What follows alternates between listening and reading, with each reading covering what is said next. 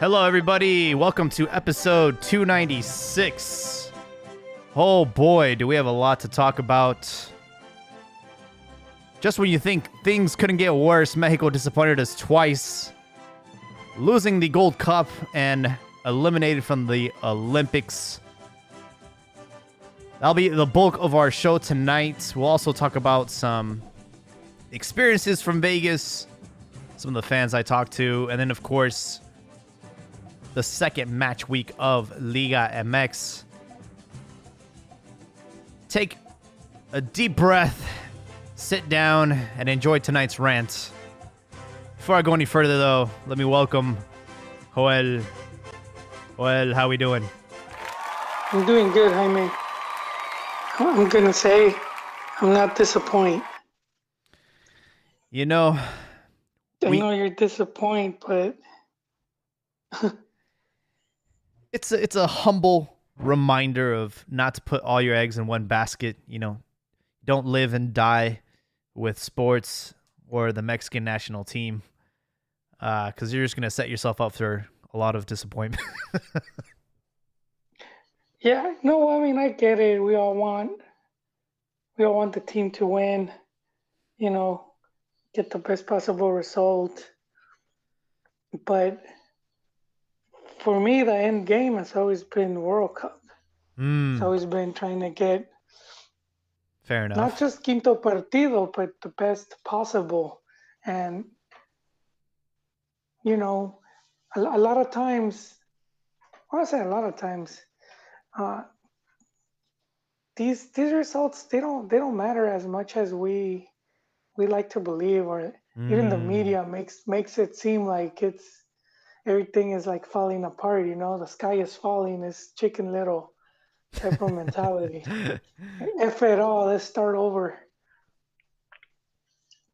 And it's I'll let you continue before I hit my hot takes. Absolutely. Just to recap. But I just quickly, you said Mex eliminated from Olympics, but aren't they kind of third bronze? They still have a shot at the bronze, right? Yes, they lost to Brazil in the semifinal. The game had a lot of grit, mainly Brazil being the protagonist and Mexico sort of just making mistakes, not being able to hold possession, dragged the game into overtime, and dragged it all into penalties, in which Mexico missed too many penalties. They missed their first two. Charlie Rodriguez tried to redeem himself, but it was a little bit too late. Brazil beat us on penalties, and they will be playing Spain in the final. Japan also got knocked out, the anfitrión. So we will be playing Japan again, but this time for some silverware for the bronze. And at this point, and Japan's the only team, right? They're the only team to have beaten Mex in regulation time. Yep, that's correct. The game against Brazil will officially go on record as a draw. So, yeah, Japan were the only team that got the best out of Mexico in 90 minutes, and it's going to be a tough one. Even for bronze, it's going to be a tough one. I know Japan's under a lot of pressure because they are the host, to come up with as much silverware as possible. So we'll see how that final goes, or that runner-up, whatever. Yeah, no, I'm done with my Olympic predictions. They were pretty bad. But yeah, so kind of just to talk a little bit about the Gold Cup. So I actually went out there, drove out there to Vegas. From here, it was about 8 hours. I was enjoying the drive, going really fast. And get to Vegas, go to the Strip, and you just see a bunch of Mexicans, bunch of USA fans. You see a lot of people wearing the half USA, half Mexico jersey, and I just wanted to blow my brains out. And this happened, I got there on Saturday. So day of game, yeah, it's just popping everywhere. Everyone's having a good time. Everyone's drinking. And yeah, you just see a bunch of fans. You see people selling the fake shirts on the corners, and Vegas got taken over, man. That was the first time uh, the Alliance Stadium, the Raider Stadium, had actually fans in there. They've done a few soft openings for like DJs and stuff, but they've never had a full open capacity event like this. So it was sold out. I actually have the official numbers. Let me see here. Somewhere around 60,000, and I believe it was the most sold out venue in Vegas for football. Oh, Yeah, pretty crazy, right? ever or for the year or what? Let me see, because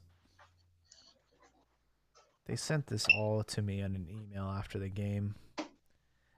It was the largest soccer attendance in the history of Nevada, first sellout for a sporting event at Allegiant Stadium, and the first soccer match played at Allegiant Stadium. So, Oh, 61,514 was the official attendance of the match. yeah, that's pretty good. Yeah, so uh you know I will say that everybody was a little bit unprepared. There was a lot of new people, a lot of new security and all. They just didn't know how to handle the crowds. There was actually a guy behind me during the match, and he was yelling out culero and all this stuff, and it got to the point where one of the security people that understood what he was saying snitched him out, and the police got there. The police got there and like took him out of his seat. He was in the front row. He was right behind me, and he started like really like he could tell he was shook. He was crying. They took him to they have a jail cell in the Raider Stadium. He went to jail. He went to jail, He was and crying. he was, man, because like you're drunk, you say stupid shit. He wasn't saying it towards like any of the security people. He was yelling it at Carlos Salcedo. Carlos Man, Salcedo that's came in for Hector Moreno, and because Hector Moreno got injured, and every time he touched the ball, the entire stadium started booing him because they were upset about him missing the penalty. And then he later on in the game gets subbed, so the sub got subbed at the very end. So I mean, as far as the match goes, like, look, we fell right into USA's traps. Um, they do a really good job of pressing. They do a really good job of not letting Mexico play their match, and they dragged us into the mud and dragged this game on to overtime. Got us tired, exposed us on a set piece.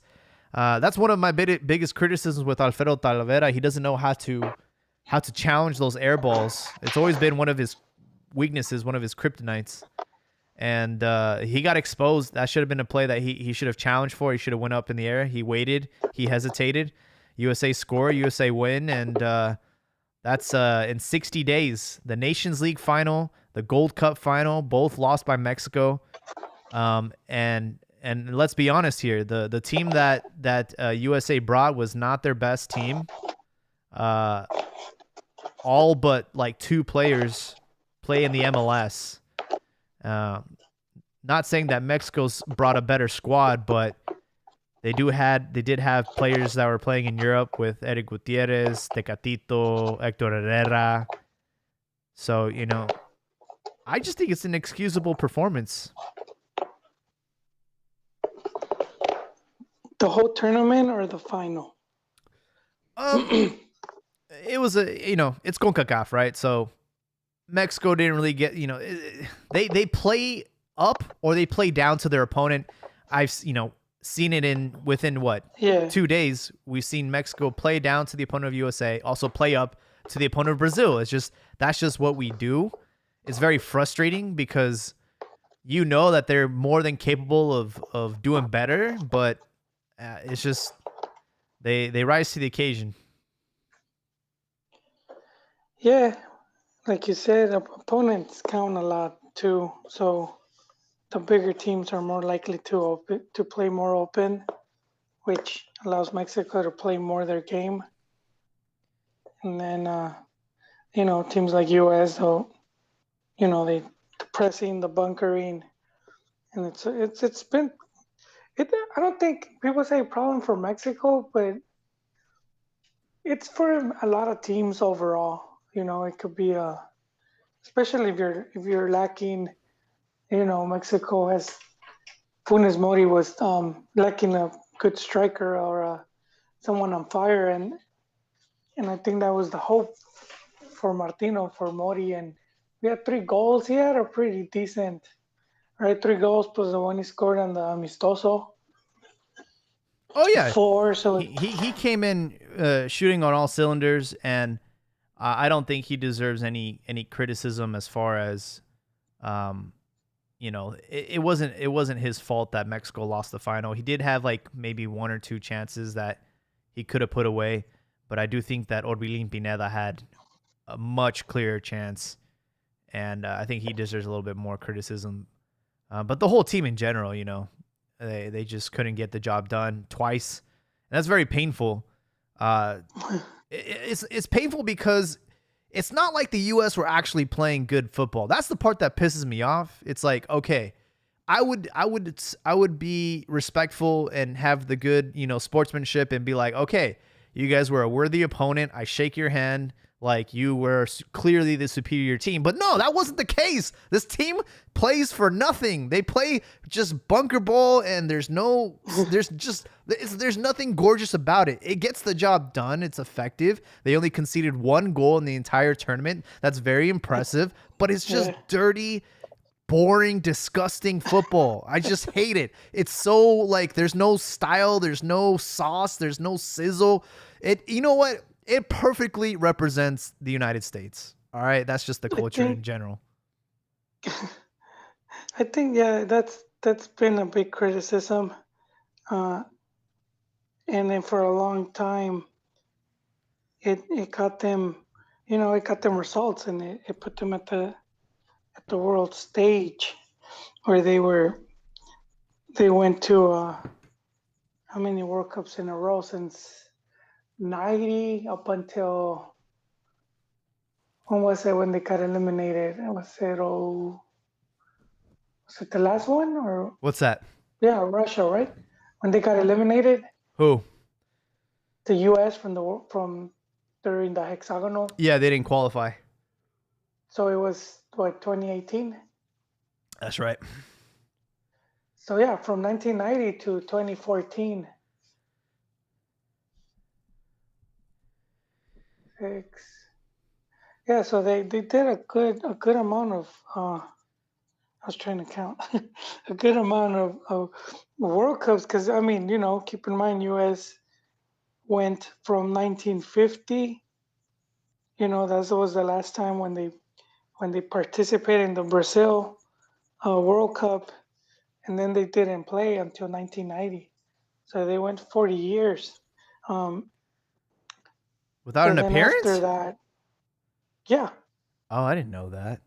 Damn. 40 years from Brazil, Was it where because they they didn't they have a league, or they just didn't qualify, or they always had leagues, you know, but the region was also more competitive, So, but a lot of their leagues weren't like top notch, or the best possible that they could have up until even when they had NASL, the North American Soccer League, and they had players like Pele and George Best, uh-huh. Franz Beckenbauer, they call these big names. Um, they also had Johan Cruyff, all these dudes that came and played to this league, Mhm. and even then their team sucked. it was all extranjeros, the teams Yeah. are mainly and two or three nationals, and they're all foreigners. So but but it wasn't until like 1990 that they qualified, and then from then they became regulars, and that was one of the ways they went about it. That was like their to goal thing to like to stay consistent. And that was also the thing with Klinsman when they brought him in to try to make them a more of attacking team. But he wasn't able to do much. And so that's with Berhalter is the whole bit of a, back to basics, you could say. And kind of the irony is, I know a lot of the U.S. fans wanted Tata Martino. He had one with Atlanta. Hey He had man, that pedigree. they're playing 4D chess with us right now.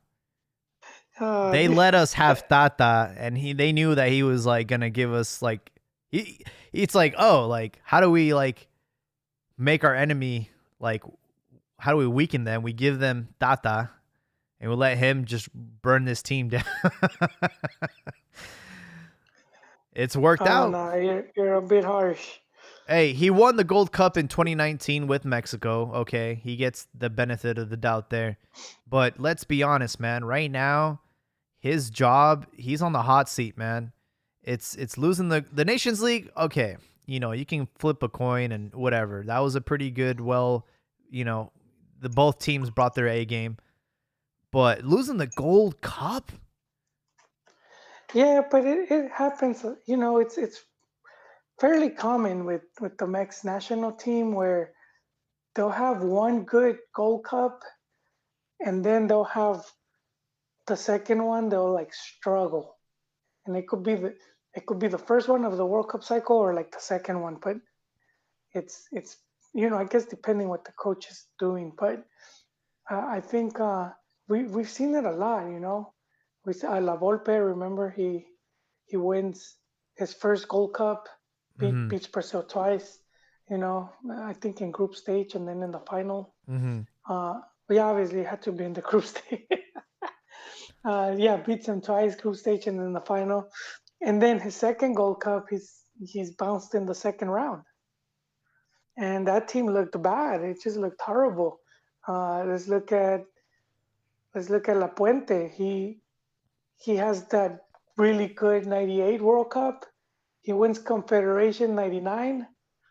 In 2000, he plays the Gold Cup, gets bounced out in the second round. By Canada, right? Colombia. Or No, it was Colombia, and then oh, Canada went on to beat that Colombia team. And that Colombia team had already lost in group stage to Honduras. So it's not like they were like on fire or anything. Um, but but and I remember because that was when I first started like noticing just how fickle a lot of the fans can be, or more like the media, like how the media would manipulate because well, like do you mind? from Do you well mind? just really Yeah, go just ahead. really quick because from '98 even '99 the whole chant in the stadium used to be La Puente para Presidente. That was the chant for the coach. Oh yeah. And then after the after the Gold Cup, it was Fuera La Puente, and it was Oh wow. and I'm just gonna finish it right here because I think it ties up to kind of what's going on. And the whole thinking was the team is at this level where they have to be playing this, like they set this bar where they expect the team to always be at that level, especially you beat Brazil at a thing, you're playing toe to toe against Holland at the World Cup, and now you're at the Gold Cup, sucking eggs, so it's sort of like very linear way of thinking because you did this, you should be able to do this, and and so at that time you had it was Ojitos Mesa, and he was at I'm going pretty far back. I'm not sure if it was Toluca. Was it Toluca after he had been at Toros Neza or Toros? But I mean, his teams were playing fantastic, just really spectacular soccer. And they bring him in thinking like this guy's gonna have Mexico competing at another level, and that was that was really harsh. His whole run after he took over the team, it was Doesn't yeah. just It doesn't always it was translate. just it was horrible. Like if you look at the results, everything that was going on, Yeah. it ended with him crying at a press conference. Really? Yeah, he was. I think Honduras. They lost. I don't know if it was at the start of the Hex, but I'm pretty sure it was World Cup qualifying, and they lost the match. And he's just in tears, man. He's that was it for him, and he got vilified like so hard. It took him a while to bounce back. I mean, we see it with Chepo, how he I mean, this people will role say will he make or sucks break your and career, man. It will destroy you. in Mexico, I would say. But I mean, he bounced back. What Ojitos about Sven eventually. Goran Eriksson? What the hell's he up to Is nowadays? Yeah, but that's a different story. Just because he came here not knowing, you know. He's coaching the Philippines right now. See, that should be our slogan. Hey, come coach Mexico, and maybe you'll end up coaching in a third world country. He's oh man. I think this dude had just other problems. Like I think he just likes to party too much. He's the guy that got Gio in trouble. He had him in the no, not Gio. He got Neri Castillo, Yeah, cause that City, right? right? He was the coach of Yeah, they City. they they, they took the pictures and he's in the limousine with with Yeah. with some with some with some lady friends and Neri was already married and with kids and his wife leaves him. It's like, oh, not having that.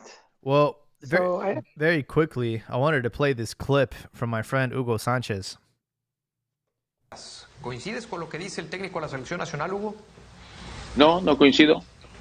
Le tiene que dar vergüenza y debería presentar su renuncia y decir, pues no, no estoy Ah, capacitado caray, para tanto dirigir así.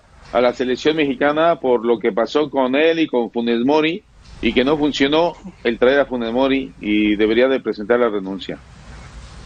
Pero no hay que respetar los procesos y que tienen que ser largos. Se pierden una Copa Oro y Si no me entonces piden que Mauricio, se vaya Gerardo Martino. si no me respetaron a mí, que yo soy mexicano y soy lo que soy en el fútbol mexicano, ¿por qué sí a los extranjeros y a los mexicanos no? Por favor. Ya está bien, Lo ¿no? tuyo Ya está fue, bien. pero lo tuyo no fue por un tema de selección mayor, Hugo. No, porque me querían borrar del mapa. Pero bueno, viva los extranjeros y no nos apoyamos en los mexicanos. Y ahí está la muestra una vez más. He was salty. he is. He's been. Part of it was his fault.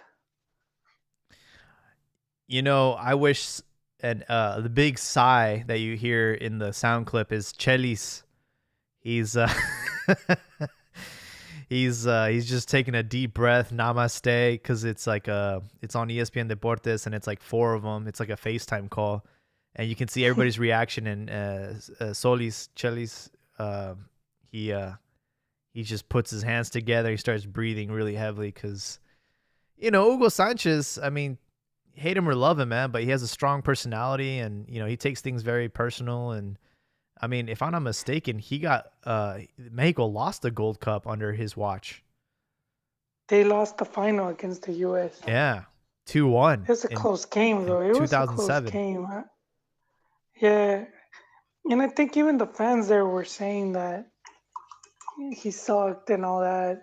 And he goes on to have one of the best Copa Americas for Mexico. It's the one with uh, that's the Copa America. The Mex team has scored the most goals, which is quite the achievement because it's you're playing against stronger rivals, in South America. I'm looking at his record, so kind of crazy. He only coached Mexico 24 times. He debuted by losing against USA 2-0. I believe that was a friendly. Then he has some other friendlies: Venezuela, Paraguay, Ecuador. The typical suspects. And then Does it say the date for the friendly? it was February 8th, 2007. Yeah, there you go. That was his See, and debut. this is why I'm asking for the date because and I'm pretty sure they still do it, but the U.S. would host a camp, like a month-long camp for all of January, where they would have like a big group of players, and just training and training, and then they would play these amistosos against Mex, and I think was the Mex League about to start or in his first, but they would pretty much Mex would be forced to throw in like a team just like a week before and then go play, and then this is and it happened a few times like that, and it made Mex look bad, and more so whoever the coach was, and that's some little details that often get left out, and you talk about like if they're scoring on set plays or doing this, they've been practicing them a lot. That's a big difference. Um, Starting lineup for it Mexico: can be, Osvaldo Sánchez, Ricardo Osorio, Carlos Salcido, Rafa Márquez, Ramón Morales, Gerardo Torrado, Alberto Medina, Pavel Pardo, Pineda, Cuauhtémoc Blanco, and Borghetti. So, this is back in 2007, so after the World yeah, Cup. but I And mean, yeah, I mean, but despite who goes in, it could take a while for the players to like if the coach is bringing in a new yeah, system or has whatever ideas. Than if you're playing a team that's been practicing already for a whole month, just training and playing, day in day out, and then you go and match up, and that did happen a few times. I mean, it happened to Aguirre where he had to play a friendly against the U.S. and he had to like just call up a squad like almost last moment, and he got his ass handed to him too, and it was part of it. I think it was like the scheduling. I don't know. Like Mex probably didn't even care, or didn't even. I don't know. It just felt like the Federación didn't like. We won't do it on this day. You know. it is a weird time to schedule a friendly, um, especially following a World Cup. But yeah, that was his debut. So then after that, they do play in the Gold Cup, and we mentioned they lost again to the U.S. In that final, and then not even a couple days later, because that was on June 24th, 2007, and then 4 days later they're in Copa America playing against Brazil, beating them 2-0. So I mean, he took. I'm guessing that they took two different squads because there's no way. Well, again, I mean, if you have more time with the team and more games played, then it's you could start making adjustments and whatnot. Yeah, because I mean that's the legendary match, where Nery Castillo does his thing, and then we end up getting third place in Copa America, and then after that, he has a few more friendlies, and then the show's over, folks. He only coached them 24 times, and what's not in this these stats was his Preolímpico disaster, which ended up costing him his job, which I think was a little No, bit. he well, they say he didn't get fired after Paralímpico, but they do say that because I think they already had a friendly scheduled against Ghana, I believe, in England, and then they won that game, and then they fired him after that. They were probably hoping he would lose, but the whole Paralímpico thing that was just dumb, firing him over that. Yeah, I agree. So I mean, they fired him for that, and then we go through this shit show with Sven Goran Eriksson, and then having to call up Aguirre at the 11th hour to get us to the World Cup. How do you feel about now that we've seen, the summer, we've seen Mexico play this entire summer, lose two finals. We're going into qualifiers. How do you feel about this process? Should we be concerned? Do you think Tata is safe, or do you think that this might be a long, long process to get to Qatar? I don't know if he's safe, just because it depends who has pull right now in FMF. So back when Hugo got the boot, and it was I know it was Jorge Vergara, one of the dudes pulling the strings to sack him, and a couple other guys that I think had already made contact with Sven, and they were the whole Europe thing. We have a couple Europeos, and this is the European coach, and this is the way to go. And so, because it's like they sort of vote in committee, like all the club Owners. presidents, and Yeah. yeah. Well, I don't know if it's the own, because sometimes the presidents go, sometimes the owners. Eh, whatever, but they'll vote. And Yeah. so I don't know right now what I haven't really been keeping much with that side of like trying to see who's there. I would say if like the Pachuca group has Tata's back, then they would probably, because it's when you see like they form like cliques. you, Of you know what I mean? course. They form like cliques, and so one time Televisa had like their because they had Necaxa and they had San Luis and Yeah. then their America, and then whatever team you know they're they're allied with. And so Pachuca seems to have right now, Pachuca, Grupo Orlegui, and all that. Even the Monterrey teams, they seem to be sort of like Yeah. uh yeah. So I I mean I wouldn't fire him over that. Like who are you bringing in? Who could they bring in? Hex is about to start, and it's not like Mex is getting played under the table. It's not like, as I mentioned before, with Ojitos Mesa, where the team was just losing, not just losing, but being humiliated. They were just getting whooped. I mean, Mexico What was lost, the but was the they lost it. Aztecaso They under him? under Ojitos, probably. Hmm. Um, yeah, it's man, we're going back. And why do you want to open old wounds, Jaime? But Because I know it those happened, are and I think it happened under his watch. I could be wrong. It was yeah, June 16th, 2001. Sounds about right. yeah, and even that to me, that Aztecaso, comparing it to Maracanazo, you just see the level of you know just how ridiculous it is to compare World Cup qualifying defeat to losing a World Cup. So it's just Well, like the you, you know significance it, of this was it was the first time Mexico lost in a qualification match in El Azteca.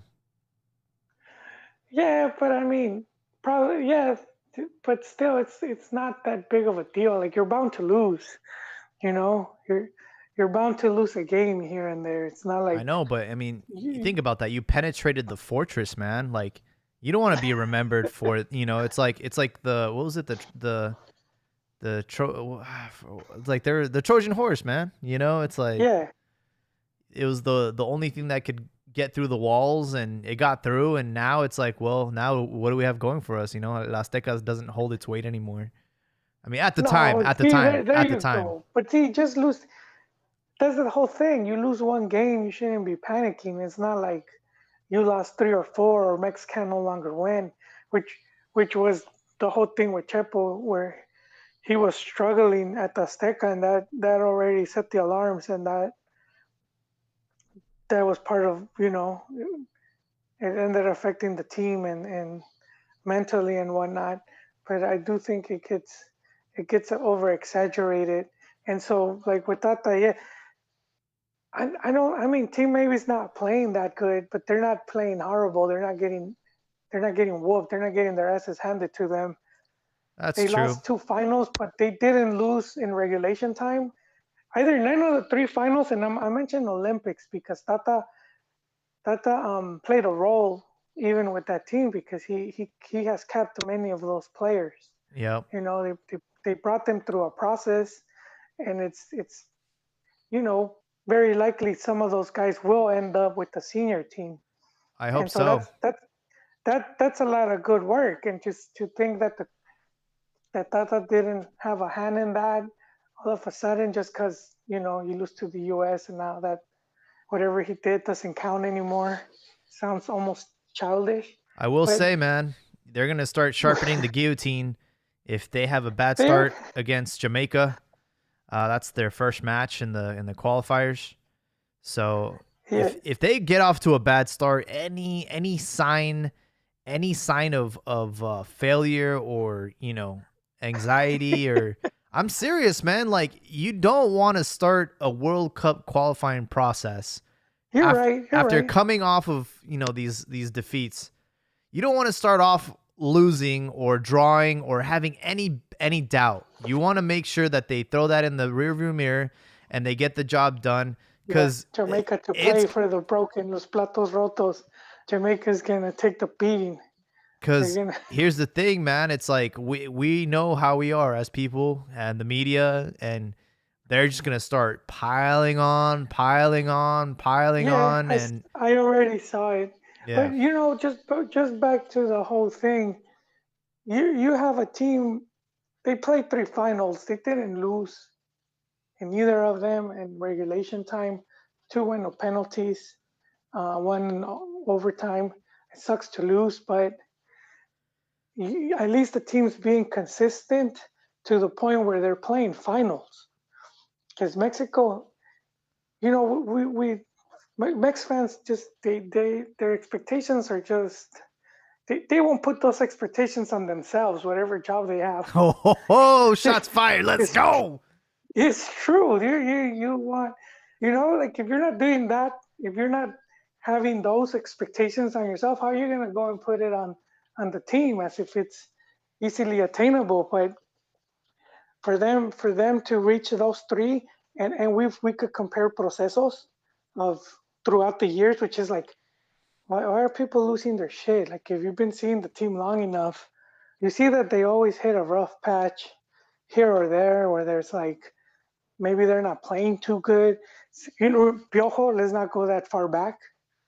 That Piojo team at the Gold Cup, people were, people went from 2014 Piojo was meme god to the Gold Cup where they're trying to you know just sack him. They hate him now, and dude, it's a Gold Cup. Like just Yeah, chill. And he won it, with the team. They struggled all the way, through the final, and ironically, Jamaica, who they end up having a really great match to win it. And so, but we see these patches; they'll hit these patches, and so I mean, I think that's the expectation. It's pretty wrong to think that just because you were at this level that you're gonna be able to keep it for so long, and you see it with even the really big teams. of Like course. France. France wins the World Cup, looks really good going into the next World Cup. Boom, gets knocked out in Group stage. group stage. Same with Italy, and then it happened to Germany. Yeah, And dude, it's happening to those teams. You think what Mexico somehow's flawless now, and that's the other thing where we Mex fans, they always look at CONCACAF and they downplay the rivals. They make them seem weak. They might not be like really strong, but they're not easy either. They'll if you go through their results, they've got it. They've got their fair share of games where they've gone toe to toe with other big teams. So it's not like you know it shouldn't be like surprising that they could give Mex. And yeah. my mic fell. Oh, Oops, hold on, se me cayó el micrófono. Uh, well, that yeah. it shouldn't be surprising, just to finish, right? It shouldn't be surprising that they could give Mex a hard time. And the last thing to keep in mind, it's a one-off. That's what makes it even more, That is true. and we see it in Liga MX. Liguilla, we'll see it where some of these teams end up eliminating teams that were way better throughout the season because it was just 2 games, but sometimes you play that one bad game and that's all it took. And I mean, if it was best out of six, NBA style, then we could be more critical. But just one game. But you have to be able So to win these round robin type of tournaments because that's what you prepare for in the World Cup. You know, yeah, you don't have 180 minutes to turn things around. You have 90 minutes to get the job done, and if not, you're out. So it's tough. You know, it's tough to lose these. I know the qualifiers is different because you get an opportunity to play at home and on the road. You get to see them twice. You know, so it's just yeah, it's just the format of the World Cup. yeah, yeah. No, it's true. Which is one thing that's made Mex, going back to '94 up until 2018. It's those were made impressive that they've always made it to the second round. And so it sucks they can't get that quinto partido, but at the same time, they've been able to stay at that level, which You, which you puts can't even them. you can't even say that about any other, like you can't even say that about World Cup winners. You know? I think just Brazil. Yeah. Brazil, I think, is the only other one. So just Brazil and Mex, and it used to be Germany and Italy, but they fell. They fell through the wayside. So yeah, it's just difficult, man. It is It's not difficult. as easy as I think the media plays, a big role in this because I do see like the Football Picante and other shows and a lot of the talking points. And a lot of times they don't add more context to what they say. They'll just say something controversial and then they leave out all this other info. And so it's like, how are you going to expect um, certain results if that's not the norm? Yeah. I'm gonna go to the comments. There's been a lot of chatting today. Oh, Ricardo's upset that we didn't invite him to the Twitter Spaces last week. we did. We invited everyone. I know we did. I don't know if he was on last time though.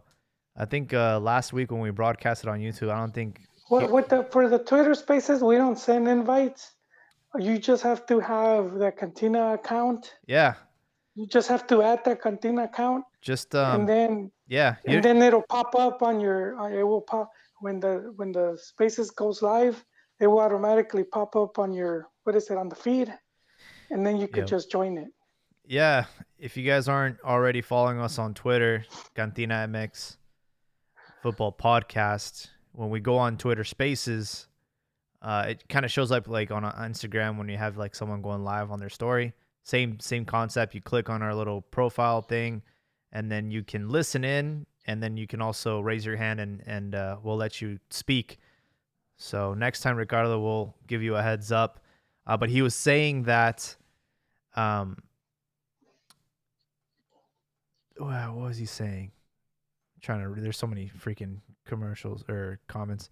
He said Mexico isn't skilled enough to break the bunker like the elite teams. Mexico has more skilled players than the U.S., but their size is at a disadvantage. I don't know about that, man. I mean, look at Spain. They're not very tall, and they won a World Cup. Well, no, I don't know, man. I wouldn't say that. Like Xavi I and think Iniesta are like Mexican yeah, but size. those are just two. Those are just two. Pique's like 6'4". Oh yeah, Piqué, but I know, and all these other guys, you'll be surprised. They might not But they played. like They like. I think they played to not ever like play the ball in the air. Like they always had the ball on the ground. they keep it. Yeah, that's been their style. The But tiki tata, tak, whatever. but even like Mex team has has their average height has gone up. So if you compare a lot of the teams to like, I would say like from around, what was it, like around 2000 something, where where just like the average height just all of a sudden went up a couple inches. So it's even Mex is not as short as it used to be, and you could go through the list when they put him. But yeah, on average, US does they still do that. They like you know they like physical teams. Looks like both Sergio Cruz and Ricardo agreed on Hugo Sanchez's rant that he has a point. Um, they want Nacho for 2026. We'll see how he does in Spain. You know, he's going to be playing in the second division. He's finally getting his European opportunity, and I would definitely like Nacho Ambriz for the national team come in 2026. I would also like Rafa I Marquez. well, I want to see what he does. I agree with one half of Hugo's. The whole foreigners get they always get more leeway, and there's a lot of truth to that. You know, Yeah, Osorio is one of it. If it was a Mexican coach after that 6-0 defeat to Chile, they would not have been on the plane back to Mex, and Osorio was allowed to stay. So I mean, there is a lot of truth to that. yeah. But I don't think firing the guy. It's like I just think he's salty. It's just he's just trying to throw his name in the hat again. Giovanna Avalo says, pain. All I feel is pain. I'm with you, Giovanna. Oh, that's It was painful, man. Like being no, there and then having to take photos of the stupid team after the game's over of them lifting the trophy, and I just want to stick my foot out and trip them as they're running across the field. Yeah, it's kind of hard to like put your emotions on the sidelines and do your no, job. no one's gonna care about that trophy if you go to the World Cup and then go 3-0, 3-0. Or if you don't If even you make it do to the World nothing. Cup, because the U.S. has trouble doing that. But I think this No, but this I mean, process they might go. but this is more of like, yeah, I'm pretty sure they will. But I know, and Mex fans don't want to admit it.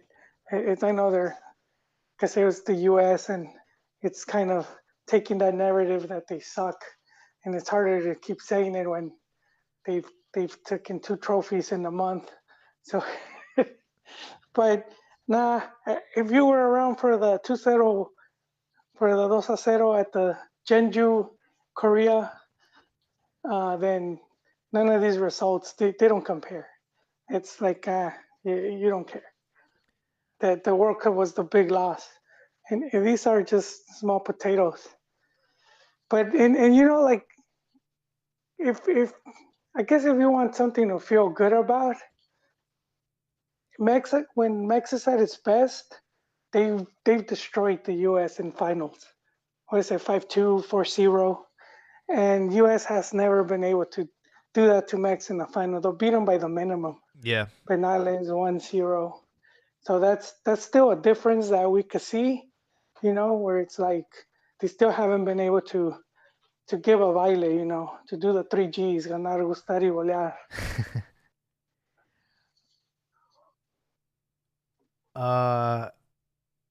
Ricardo saying that CONCACAF is crap. The players in the area are just big stiff idiots. That bunkers. He's also saying to stop making excuses where they should be beating these What? mediocre teams. And Ferm wants to have CONCACAF and CONMEBOL merge. I do agree. He says Yeah, I would like that too. he says the African and the CAF and AFC have the same problem with traveling for their Champions League, which is why they separate the brackets into North-South for Africa, East-West for Asia. A united Copa America will only make Mexico stronger and make them ready for any team. I highly agree with that, Firm. Thank you. Yeah, well, just the whole CONCACAF and excuses. If we look at the Gold Cup pre 1990, because 1990 was when it got rebooted, and then it's always been hosted in the U.S. or by Mex. Yeah. So if we look at results pre 90, you will see that the other teams would win as well, especially if they got to host. And that's same with, if we go back enough for World Cup qualifying, you saw Mex got eliminated, 74, 82, where they got bounced out of the World Cup. So and these are results going far back. So to all of a sudden think that they should just be whooping them, it's just taking that. It just, making your rival look really small, like smaller than they are. I know, like name wise, maybe they don't like strike fear or anything, but it's I don't even know how to explain it. Jaime, how can I explain it to these guys? They say that Yeah. if you can't explain something, you don't know what you're talking about. Yeah, No, I I'm just mean, trying to. there's I'm no trying to make a good example, but I know what you mean I'm though. like, I mean, you can't it's hard to convince someone that like this team is not because we're not really gonna see it. It's like if we see a boxing match and some dude got whooped, and we're gonna say that boxer sucks. But then if he fights the average dudes, he's gonna be whooping a lot of ass. But we're just seeing them play against someone that's really, I mean, fight is really good. Yeah, I would say like, look, we didn't choose to be in this region. This is just what was given to us. We're trying to make the best out of it. But you can't also disrespect your opponents like that. Like there are some, the teams are good. To play at a professional level, you have to be really good. It's not like they're just throwing in a bunch of bums in there. And this I was sitting next to a Jamaican photographer, and the whole time he was telling me like, look, this is the same way Jamaica lost to the U.S. They play the same way. They play that bunker ball. They play that high press, and they Mexico fell into the same traps. And it's just it just is what it is. That's what the football in this region looks like. I would like to see though, like how an elite team would play. Like I want to see how it's done. Like how do they do it, man? I want to see Spain. I want to see Brazil. I want to see Germany. I want to see France play against these Conca CONCACAF teams and see how they tactically make adjustments. And I think that's where Mexico falls short. I don't think it's the talent. The talent is there. The skill level is there. I really think that it's on the tactical side of things that we just have not evolved. And if you have a team like the U.S. that are doing this and forcing you to counterattack, then just give them the fucking ball. Just let them try to do possession, and then you do the same shit to them. And I think that's where Mexico failed, and I think that's where Tata failed. And I think that maybe he didn't have the tools at his disposal because we had to split the team into the Olympic team. There's a few players on the Olympic team that could have made a difference in that Gold Cup final.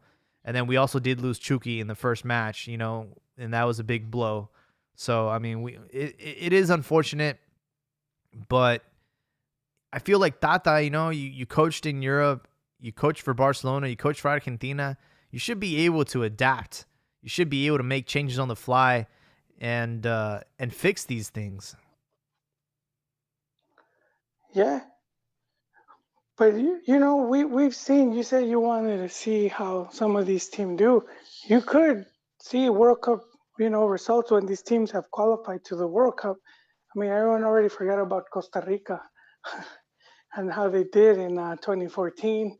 They had played in 1990. They were at the World, you know, same as the U.S. and they weren't exactly getting their asses handed to them. I mean, they'll have a bad result here and there, but if you see the majority of the results, I mean, look at U.S. does that to Portugal in what was it, '06? Uh-huh. That was the Portugal. That's the golden generation Portugal, man. That was a Portugal that could have been. They were kind of favorites, one of the favorites. And so even go to '98, Jamaica, some of these teams when they go and play, and these other teams that are considered way better weren't exactly whooping on them. But I think we hold on to some of like the much, like some of the like I guess El Salvador getting stomped in '82, Oh yeah. but that, but even that like that's just like one result. Like that's not like the norm. So if you do see a lot of the results, you'll see that the games are much closer than we like to believe. Even Copa America when who was it? Honduras. Who was it? Honduras, Costa Rica went to when they went to Copa America. They were invited. I'm not sure. Looks like Joel had to go off to baby duty, but we'll see if he returns. If not, I'm more than happy to wrap this up. There was some Liga MX action. Let's not forget about that. I know there was a lot of disappointment with the national team, but there is some silver linings. Chivas, they won. They beat Puebla 2-0. This is the first time since 2017 that Chivas got a victory over the Super Camotes, thanks to a mistake defensively by the goalkeeper, allowed Alejandro Mayorga's shot to go in. And then at the buzzer beater, Isaac Brizuela scored the dagger. Very beautiful goal to give Chivas their first victory of the season, bouncing back from their defeat at home against Atlético San Luis. Mazatlán also got a victory over Pachuca 2-1. Also in the late minutes, 83rd minute was the game winner.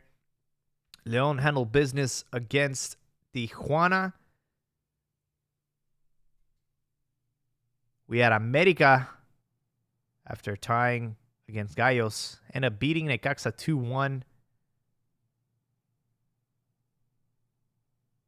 Rayados beat Pumas 2-0. Atlas over Juárez 2-0. Not a good start for Tuca Ferretti over there in la ciudad de Juárez. Toluca handled business over Tigres 3-1.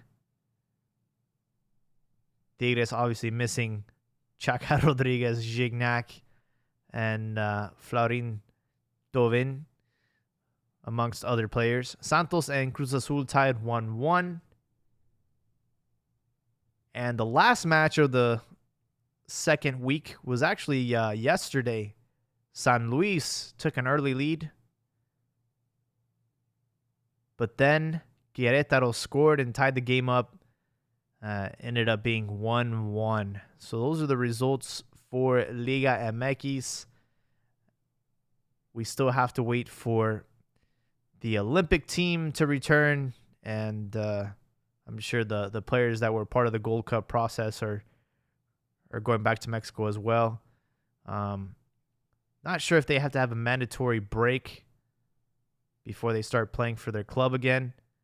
I read something today that was very interesting. Pedri from Spain has played 72 matches in all competitions this season, and he will be given a mandatory 3-week vacation after Spain and Brazil play their Gold Cup match. Also, Bruno Fernandes also played 72 matches this season. So, these players deserve a little bit more respect. It's a grueling season, and then having to play for your national team as well at the end of the season, it's not easy.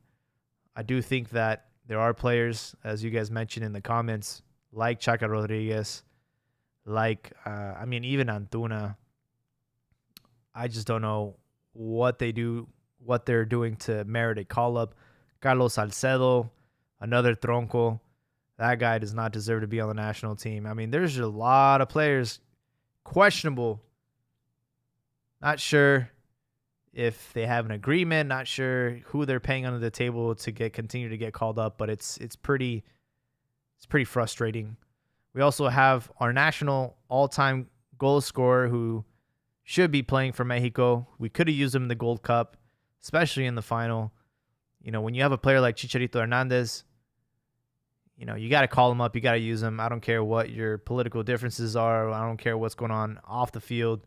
I don't care what he said about your mom or what he's doing, the partying, all that stuff. Look, you take your best, especially right now we're in a striker crisis. We've had to call up a naturalized player, Funes Mori, which I have nothing against. I think he's done a great job, but I do think that, if we've had to go to that length of where we're calling up players that aren't Mexican, and you're leaving players like Chicharito on the bench, not even on the bench, not even considered, I think it doesn't make sense, especially when Tata said that he said he was going to only call the best players, and I disagree with some of his call-ups. Let's see. Ricardo's saying that Salvador Reyes is looking like a steal for America. The kid has been playing some good football since last year. Has anyone ever seen Joel and Juan Gabriel in the same room? That's really funny.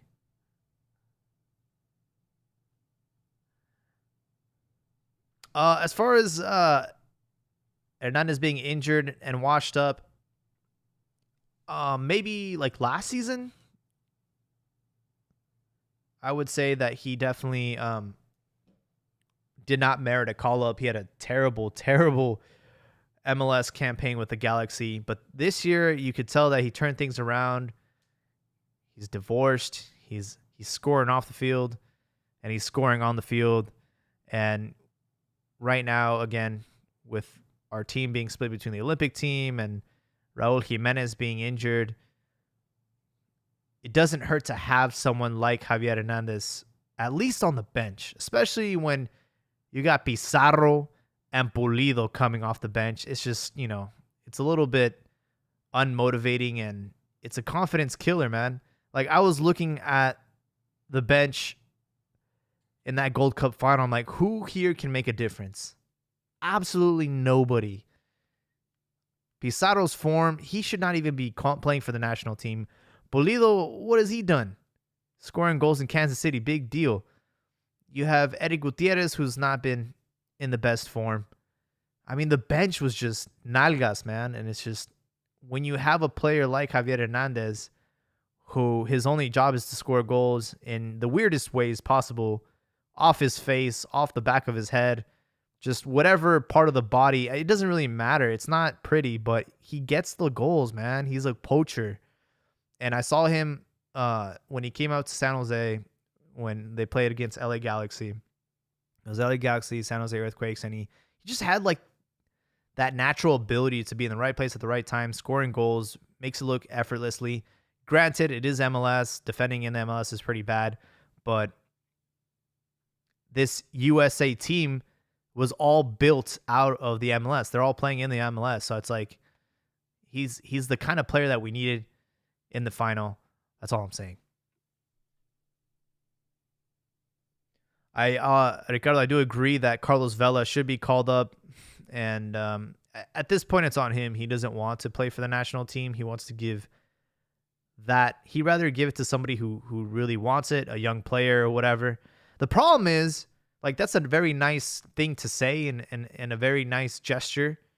But the problem is, they aren't doing that. They aren't calling up a young, promising player to replace Carlos Vela. They're calling up Pizarro and Pulido and freaking, they're calling up the wrong people, Chaka, and oh my God, it's just, I'd much rather have Carlos Vela, who doesn't care about the national team, doesn't even care about soccer.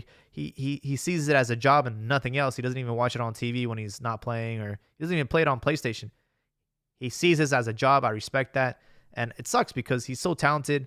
And I also do think that he could have been an X factor in the Gold Cup. We probably could have won the Gold Cup and the Nations League had Carlos Vela been playing for the national team.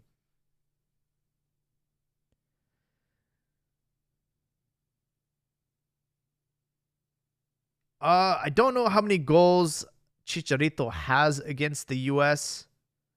I know that he has scored against them, and not just in a friendly. I'm going to look up his stats right now, because I remember looking this up before.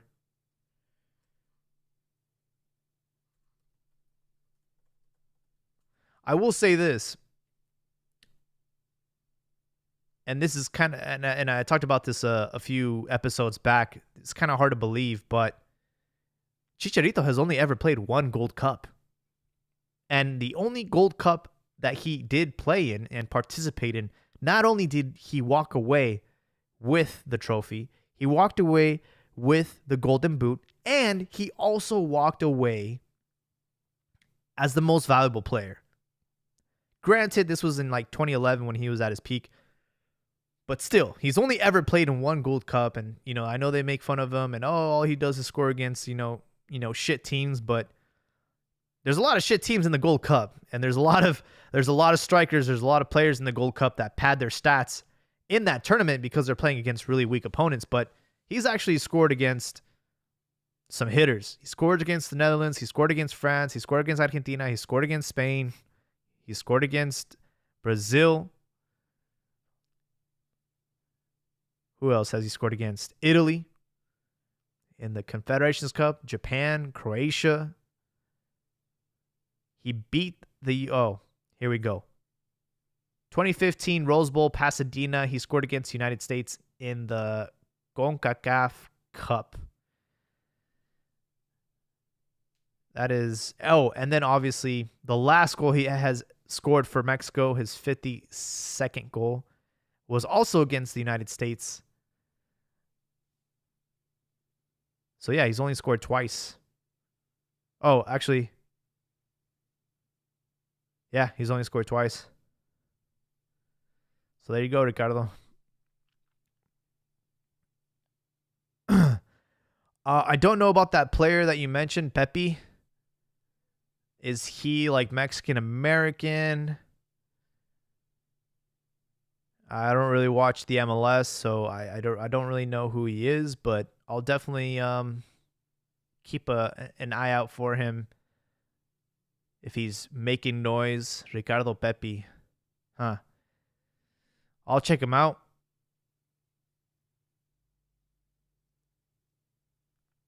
Anyways, folks. Oh, he's Mexican American. Okay. I mean, it is what it is. I will say some good news. I want to end this podcast with something to look forward to. Raul Jimenez played friendly for Wolves. He got a goal. They started chanting his name, and it's just nice to see him scoring. It's nice to see him on the field again after his tragic injury against Sideshow Bob, David Luiz. And so definitely, hopefully he'll be in shape for the qualifiers. We're definitely going to need him. I would like to see him and Funes Mori on the pitch at the same time. I think that'd be a really cool partnership, or maybe they might bump heads. Who knows? Some other good news. I am proud of the Olympic team. I think they did really good. Hopefully, this audition for Europe will allow players like Alexis Vega, who had one hell of a tournament, one of the best players in the tournament, Alexis Vega.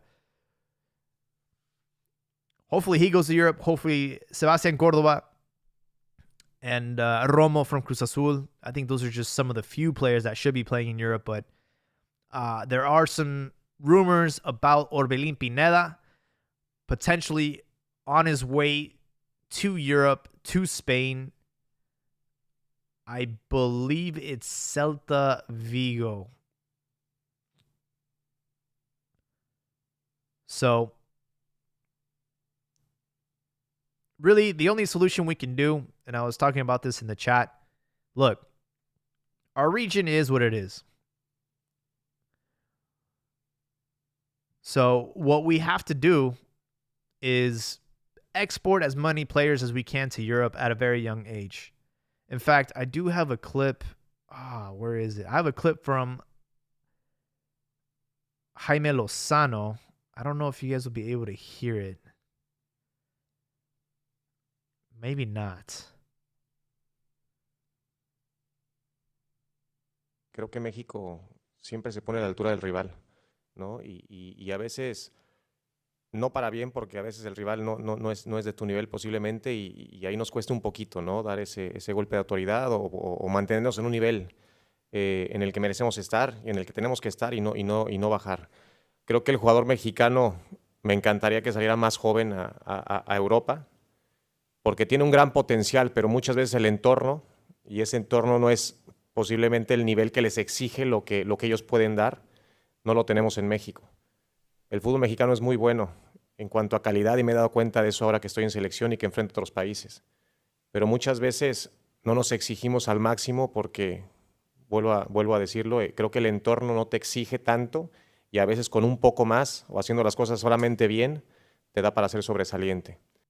Creo que Yeah, so in case you guys, I don't know if the people on YouTube can hear this, but Jimmy Lozano just basically said that we need to export our players to Europe because the demand is higher, the level of play is higher, the expectations are higher.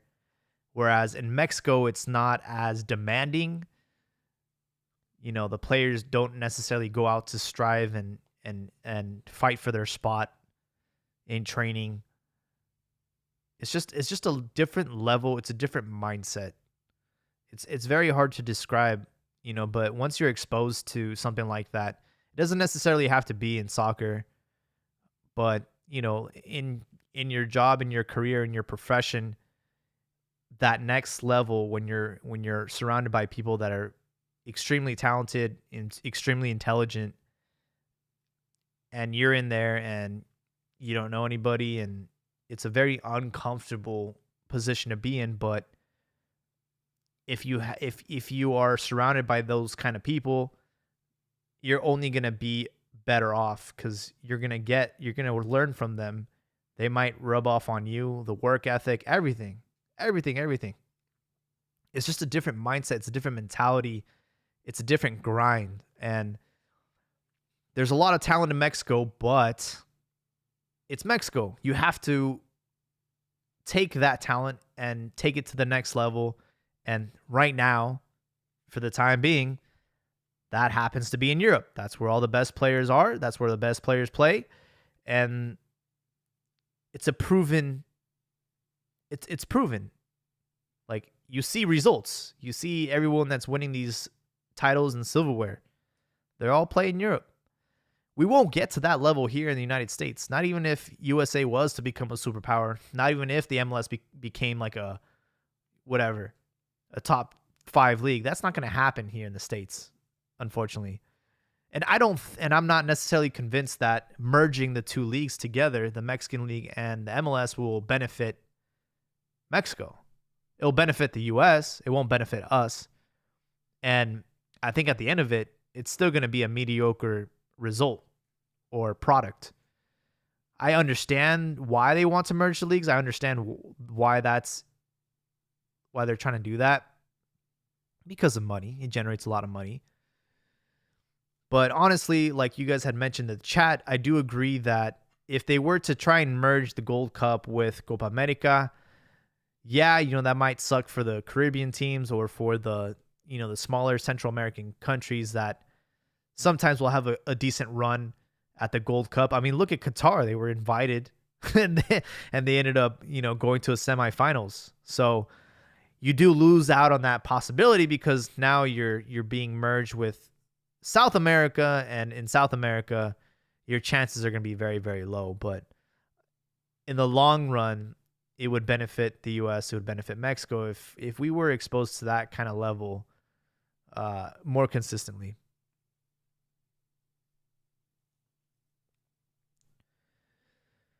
Let's see. Canelo Angulo was garbage the entire Olympics. I do agree.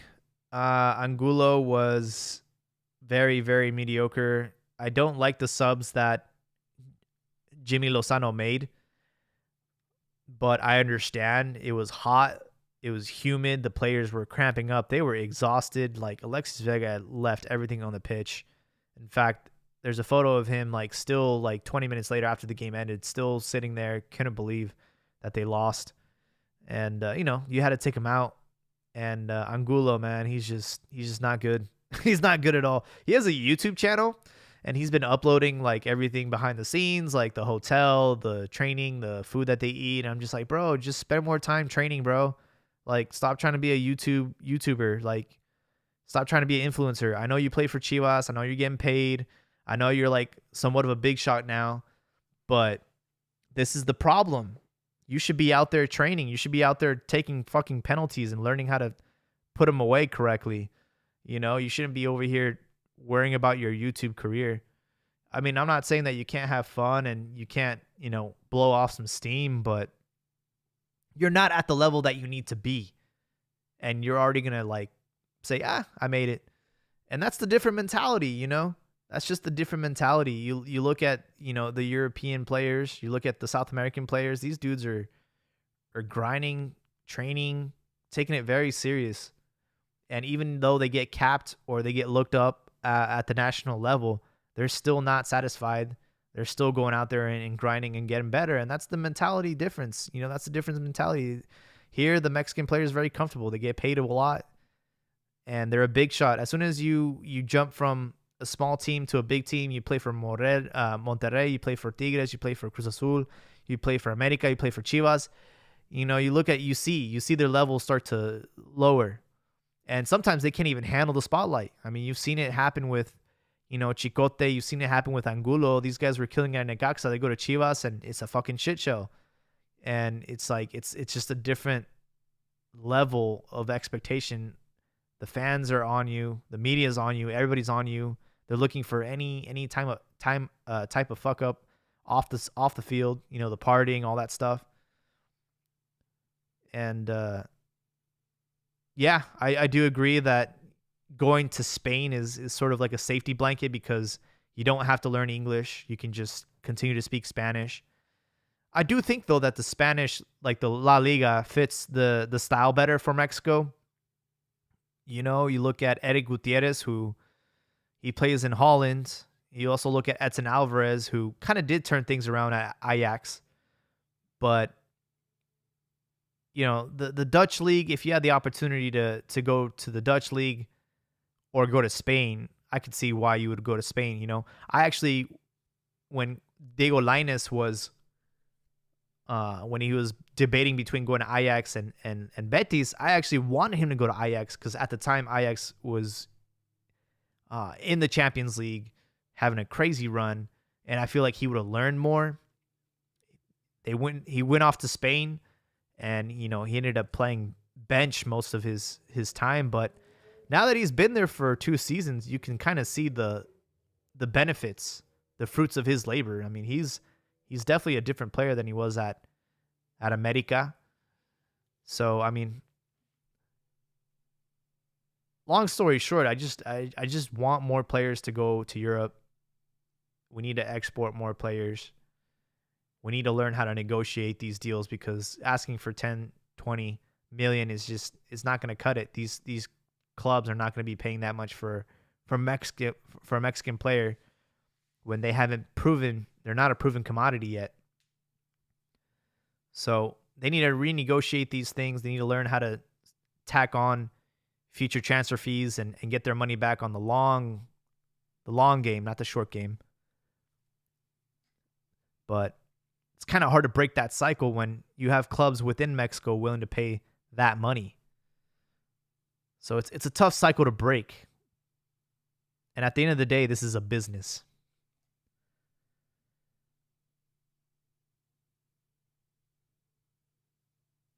What do you think about Ochoa switching from U.S. to Mexico? He's a good goalkeeper prospect. Not sure which Ochoa you're talking about.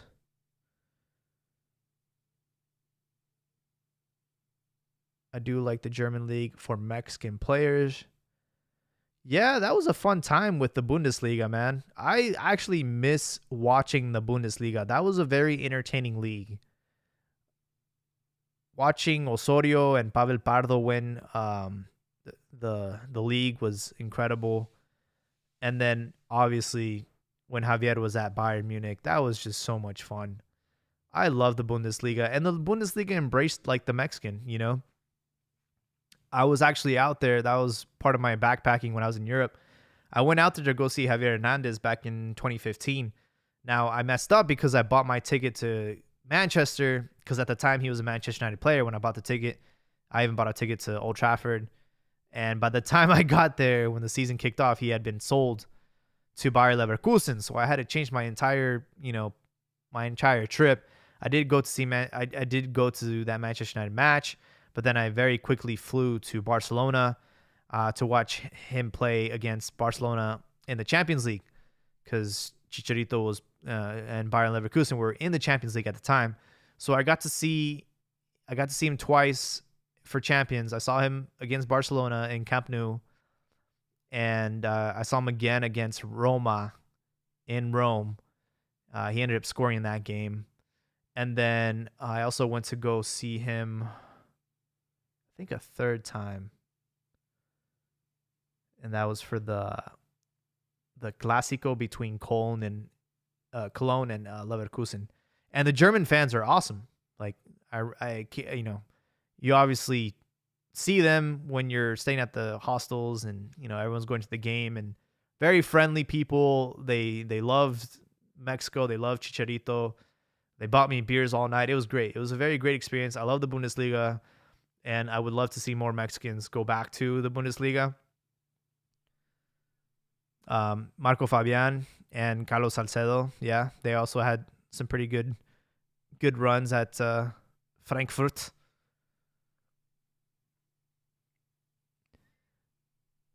Anyways, guys, sorry Hol had to leave prematurely. I hope everything's okay with him. I want to thank you guys in the YouTube chat. You guys are always loyal, always active. I appreciate you guys. And sorry that you missed out on the Twitter Spaces, man. You got to follow us on Twitter.